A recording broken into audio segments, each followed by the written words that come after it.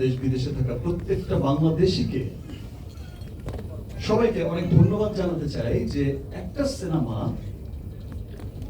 একটা কুচক্রী মহল পাইরেসি করে pirated copy ঘরে ঘরে পৌঁছে দিল, তারপরেও আমার দেশের মানুষ, আমার দেশের দর্শক তারাই দাঁত ভাঙা জবাবটা দিয়ে দিল যে আমরা পাইরেটেড কোনো কপি দেখবো না, আমরা সিনেমা হলে গিয়ে দেখতে চাই।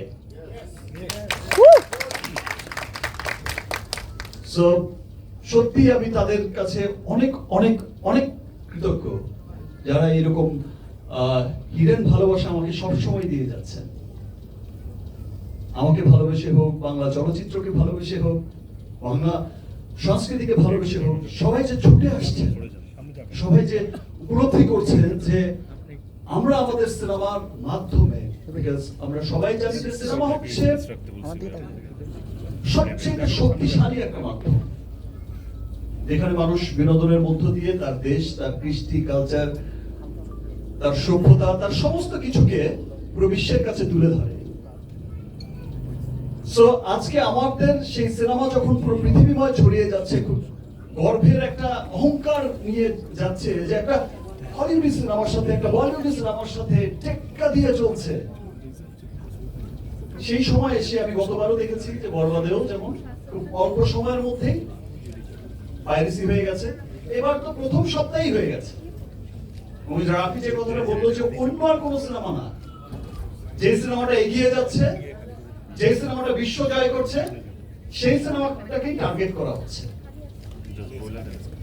সো আমরা সকলেই সোচ্চার পাইরেসির এগেইনস্টে। আমরা যেমন চলচ্চিত্রের মানুষরা, শাকিল ভাই, রাফি, চরকির সবাই মিলে যেমন কাজ করছে, আরো অন্যান্য যারা আছে আমার বরবাদ টিম তারাও কাজ করছে, আরো সামনে যারা সিনেমা বানাচ্ছে বা সিনেমার যারা লোক আছে, সবাইকে একসাথে মিলেই কাজ করতে হবে এবং কাজ করতে হবে আমার দেশের প্রত্যেকটা মানুষকে। বিকজ এই চলচ্চিত্র, আমরা যারা চলচ্চিত্রের সাথে জড়িত, শুধু তাদেরই চলচ্চিত্র না, এই চলচ্চিত্র হচ্ছে এই দেশের প্রত্যেকটা মানুষের। আমার যেমন অধিকার আছে চলচ্চিত্রের উপর, এই দেশের প্রত্যেকটা মানুষের সমান অধিকার আমাদের চলচ্চিত্রের উপর। সো আমাদের চলচ্চিত্রকে ডেভেলপ করতে, আমাদের চলচ্চিত্রের মঙ্গল কামনায় আমাদের সকলকে একসাথে কাজ করতে হবে।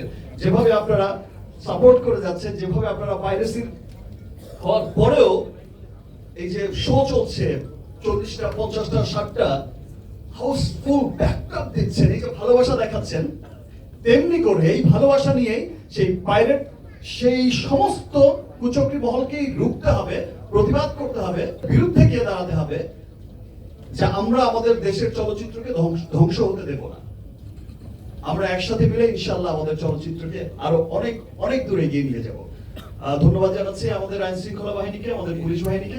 তারা আসলে খুব শর্ট টাইমের মধ্যেই অনেক স্ট্রং পদক্ষেপ নিয়েছে, মানুষ অ্যারেস্ট করেছে, আরো চালিয়ে যাচ্ছে তাদের অনুসন্ধান, যেন তারা সেখান থেকে বের করে আনতে পারে যে মূল হোতাটাকে, এবং সেই মূল হোতাও বেরিয়ে আসবে। সে যেই হোক, যারা এই দেশের বিরুদ্ধে কাজ করবে, দেশের সংস্কৃতির এগেইনস্টে কাজ করবে, দেশের চলচ্চিত্রের এগেইনস্টে কাজ করবে, এরকম ঘৃণতর অন্যায় করবে, তাদের বিরুদ্ধে আমরা সকলেই একসাথে রুখে দাঁড়াবো। Thank you everyone.